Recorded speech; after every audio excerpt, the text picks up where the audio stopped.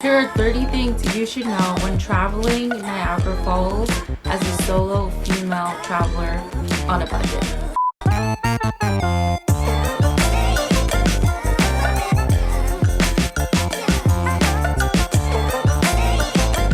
Maid of the Mist was worth every single penny. Every $28 that I spent, American dollars, it was worth every penny, you guys. This is something you have to do if you're going to Niagara Falls. It was so much fun. I would highly recommend going there at 9 o'clock in the morning when it opens, because the lines are going to get ridiculous by the time if you wait any longer than that. I was the first group to be on the boat, which was really cool. I recommend going to the top deck. A lot of people try and prioritize being on the rails, but it doesn't matter if you're on the rails, you guys. You are gonna see it. It's gonna look beautiful. You're gonna get wet no matter where you are. Be on the top deck because that's where everyone gets splashed and in the mist and being among it. Make sure to bring a waterproof case for your iPhone. I brought one, but for some reason I just didn't use it. I would open it up, take my phone out, take a video, and then put it back in the waterproof case, which is defeating the purpose. Bring a waterproof case, keep it in the waterproof case, or your phone will have issues. Before you leave the Maid of the Mist, there are gonna be these long staircases going up to where you can see the side of Niagara Falls. 100% do this. This is all included in the package for the Maid of the Mist. You can get some really cool photos, really cool views of the side of the waterfalls that way. Also, make sure you do the observation deck. This excursion also comes included with the Maid of the Mist package. So once you buy the Maid of the Mist, you're able to see the other two as well. I think you have to pay separately for if you don't do Maid of the Mist and you want to do the other one. So I would honestly say this is the best view of the American side that you will be able to see.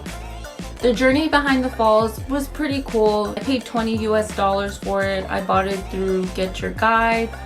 And it was pretty cool, you guys. For $20, you can't really beat that. It's not a crazy amount. You get to go in these tunnels and you can feel the pressure of the water coming, but you stand there for 3 minutes, you feel it, you take a picture, and then you're okay, I guess I can leave now. One thing to know about the journey behind the falls is that if you purchased a voucher ahead of time, like me, I did the Get Your Guide third-party system, you still have to go through the line and claim your tickets.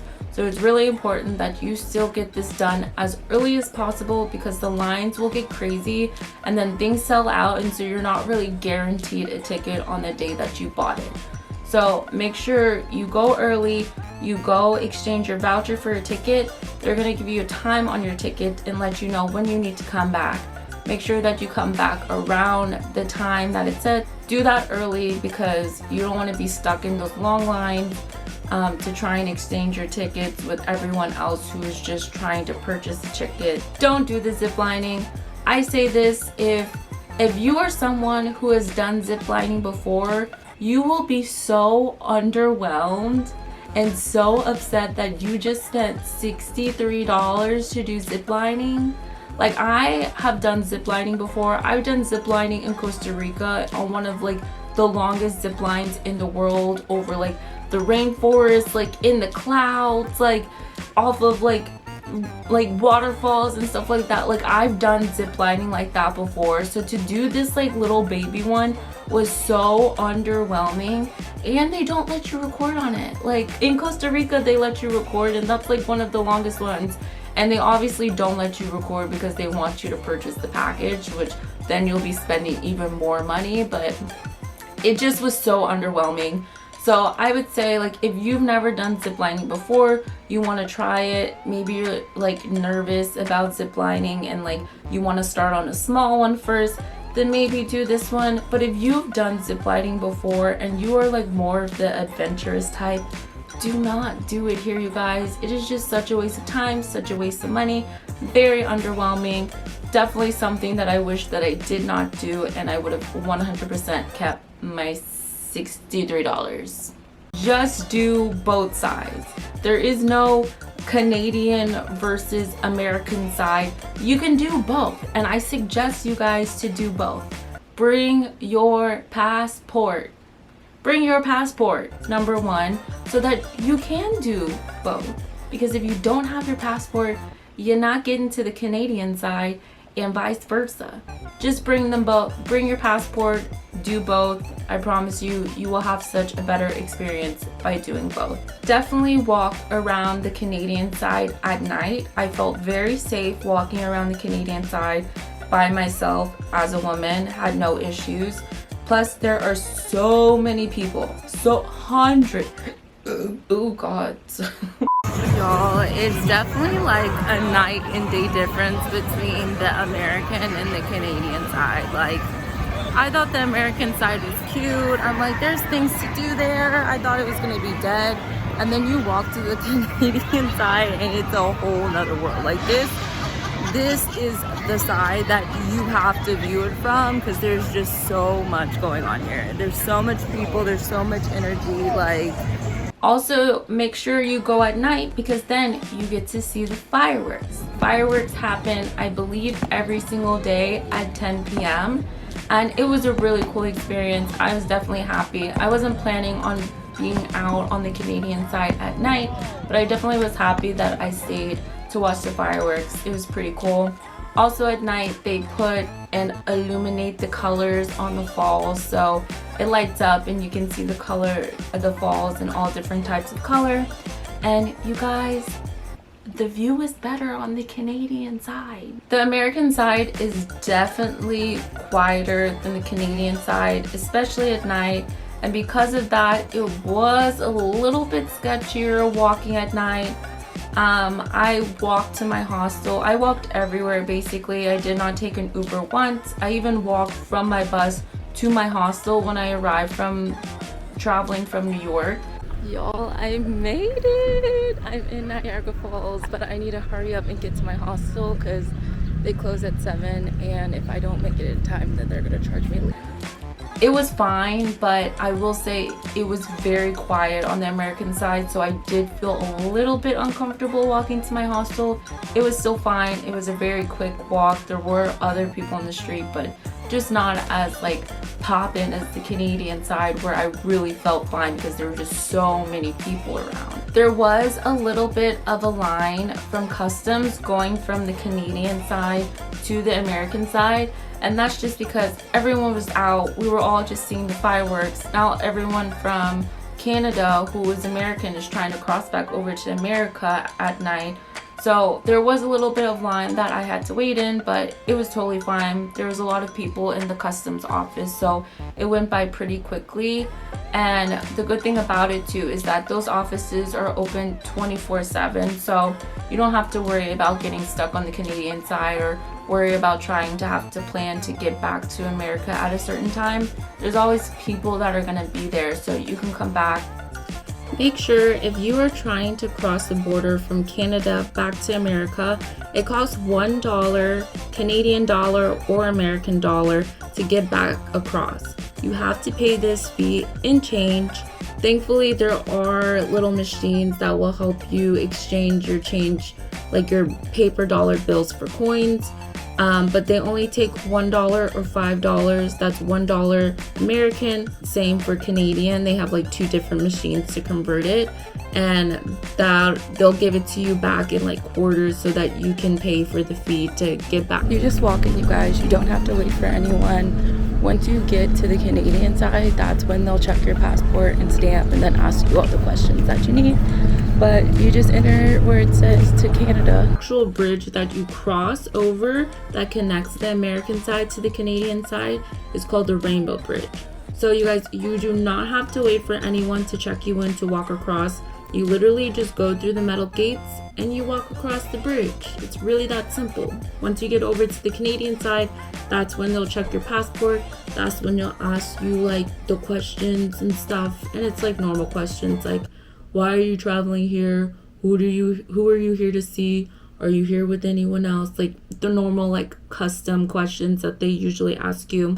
But the Rainbow Bridge is where you're gonna get like a really nice like view of the falls. You get to see it fully on the American side.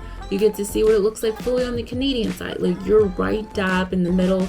There's even like a smaller little waterfall that you can see also. You can see the observation deck. Like it's a beautiful view. So I would definitely recommend, you have to go at least, if you don't want to go on the Canadian side, you have to go at least just to get some pictures and just to see the nice view like right dab in the middle. If you are going in the rainy season, make sure when you are doing the excursions like Made for the Mist or Journey Behind the Falls, you keep your poncho. It started downpouring while I was there, you guys, and I was so happy that I had the ponchos for my excursions because it didn't keep me drier, but it just made me less miserable. I personally recommend walking everywhere. Niagara Falls is definitely a walking area. You're gonna be putting a lot of steps in, but it's 100% worth it. I would say on average for parking, I saw $20 to $40 for either side, Canadian and American side. But why drive when you literally don't have to do that? You can literally walk everywhere. There is a big Indian and Bangladesh community in Niagara Falls. I was shook. I had no idea. There were a bunch of Indian, Bangladesh tourists and just like people, like locals living in the area. So it was pretty cool to see that on the American side. And because of this, they had the best Indian and Bangladesh street food, you guys. Like, it was so good. It was vegetarian. It was just like chickpeas and stuff like that. But it was just so flavorful. And it was spicy. And it had like fresh cut onions on it. And it was just so tasty. The bread was like crispy on the outside and nice and fluffy and just it was so good and buttery. Definitely try the Indian street food if you are on the American side. This was $14 at my go-to spot that I've been going to. There wasn't really a nightlife culture, so it wasn't really like go out, party, have fun, anything like that. And I actually went to the Rainforest Cafe and I spoke with one of the servers there, and he actually kind of was trying to convince me to not go out. The older men to come and like creep on like, you know, younger PYT girls, and I just was not about that. So I stayed in the hostel, you guys. I was not trying to chance going out and finding someone trying to creep and lurk. So like I said, he was a local who grew up in that area, and he even said like this is not the area to be in for a nightlife. There aren't that many hostels in the area either. Honestly, the only hostel I could find was the one hostel that I was staying at, and it was called the George View Hostel, and it was really nice. It was, you know, fairly clean. The owner was nice. He explained like the area, but I mean, it didn't really have like a culture to it. Like every time I tried to make friends with people, they already were there with the people they wanted to be with. There were like couples that were like there. It just didn't really have like a normal like hostel environment that you would be used to like when you're traveling abroad to like Europe or like Asia or something. So this is my bunk here. It's the bottom bunk. It looks like I have a locker as well to put my stuff in. There is a lot of other people who are going to be staying in this dorm with me. Bathrooms are thankfully in dorm, which this is bathroom. Very nice. This is employees only. There's a cute little picnic table area, I guess, to chill, work, whatever, but it's a cute spot. I paid $40 a night, or I guess a little over $40. The grand total was $99. I'm staying here for 2 nights. So yeah, it was really simple. I literally got off the bus It was like a 20-minute walk. All the main attraction is like 20 minutes. To get to Canada, I can literally walk. So I'm saving quite a bit of money than to be booking at like a hotel, where it's going to start at least $100 a night. And also take note, you guys, it is prime season. 4th of July is literally on Tuesday. So for all of this, for $100, and everything's walking, so it's not an expense for Uber or anything like that. Pretty affordable. It definitely felt safe as a solo female traveler. I definitely felt safe as a Black woman traveling. There were like a couple instances where things felt kind of weird, but it was just like nothing really. I think it was just people just being awkward, honestly. Like when we were going back up from doing the zip line, I don't know, I just really didn't like the zip line, so maybe I'm just trying to put instances to this experience because I just didn't enjoy myself on the zip line. But this guy was like sitting on my seatbelt, and I knew he was sitting on my seatbelt, and I was like, do you know where the other part of my seatbelt is? And he was like, no, I don't. And it's like, sir, do you not feel that you're sitting on it? Like, that wasn't a question, it was rhetorical. I know you're sitting on it, I know where it is. Anyway, I had to go up with no seatbelt on, and I was salty about that too. Safety first. It was mostly family vibes in Niagara Falls. I did meet this really cute family on the Maid of the Mist, and I hung out with them for kind of the first half of the day, and they were really sweet. One of the ladies was helping me film and like capturing videos of me walking around the boat, so that was really nice. But definitely family vibe. I personally would only recommend staying 24 hours in Niagara Falls. I think this would be a really cool day trip, you know, but do you need more than 24 hours?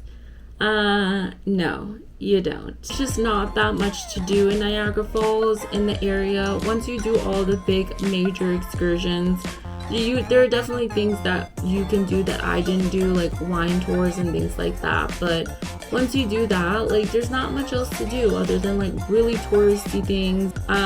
But it's really like a touristy area. There's like a bunch of rides, and I felt like I was at like a carnival or something like that, which is cool, but like that's cool if you have a family, you know. So I really hope that you enjoyed this video. Hopefully this gives you clarity if you are thinking about traveling to Niagara Falls. We'll see you on the next one.